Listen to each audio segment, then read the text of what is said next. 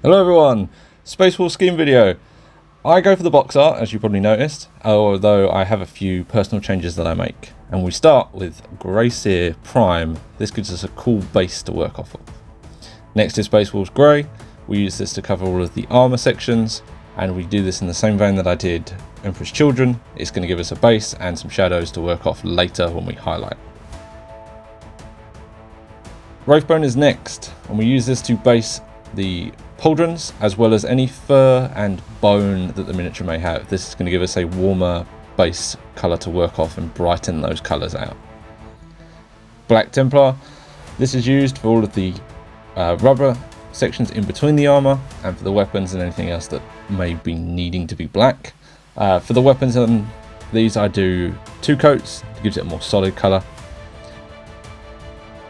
Iodine Yellow does the yellow on the shoulder pads, as well as any other areas that I choose to put the yellow on. Sometimes that's on the knee pads as well.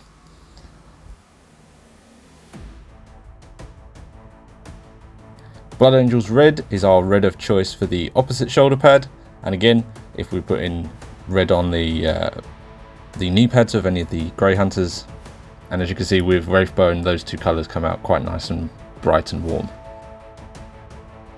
Gryph-hound Orange is our colour of choice for the hair on this particular miniature, but as you have seen with my other Grey Hunter video, some are blonde, some have black hair.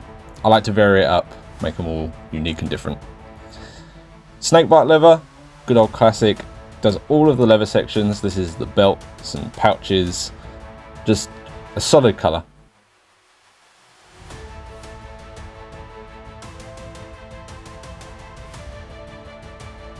Basilicum Grey does the rocks that this particular miniature is standing on. Not all of them have this, but when they do, I like to use this grey.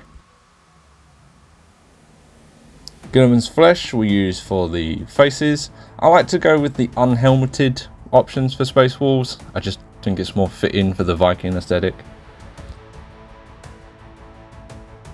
Frostheart is used for the gems as well as any runic engravements. I also use it for power weapons, so they can't have that icy look to them. I just apply Frostheart over Leadbelcher. Speaking of Leadbelcher, we use Leadbelcher for all of the weapons, the metal sections as you would expect. So they're on the bolt gun, the exhaust ports on the backpack, and the teeth and everything else on the chainsword. Retributor Armour does all of the gold details, so the wings and the Aquila, the top of the wolf tail talisman, specifically on this one.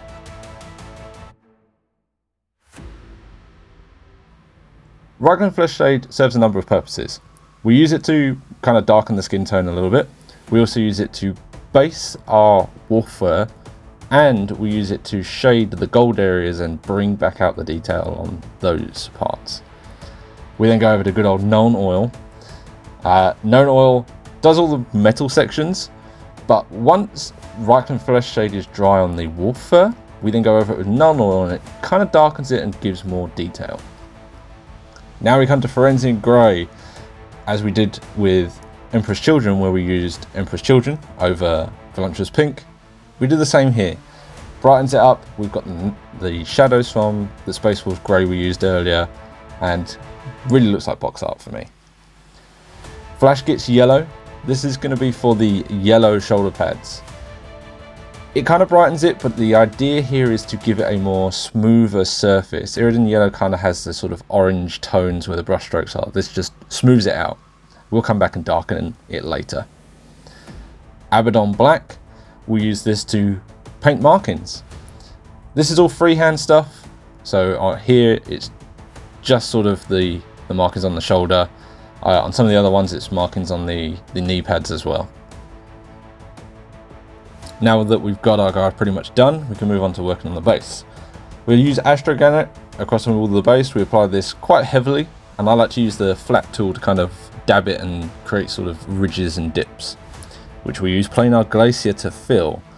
Planar Glacier is a very, very weak colour, but it covers the entire base and it will give us a sort of icy cool underglow almost for what we do next.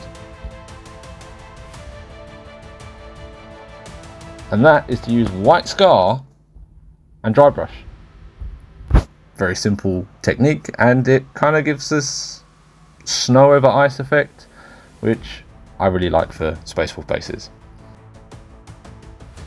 Once all that's done and our transfers are applied, we use Kasandora Yellow just to shade the yellow areas. Flashgitz Yellow is very bright, and this just kind of darkens it down a little bit. And there you have it. Working on my Blood Claws, this is one finished one. You can see the same methods applied. Frost Heart, as I spoke about earlier, and Mephiston Red for the markings on this one. Logan Grimnar has arrived, so I will be building him once I've done my Blood Claws. Thank you so much for watching this long video. I hope you enjoyed, and I will be posting the Blood Claws as I get through them. Bye!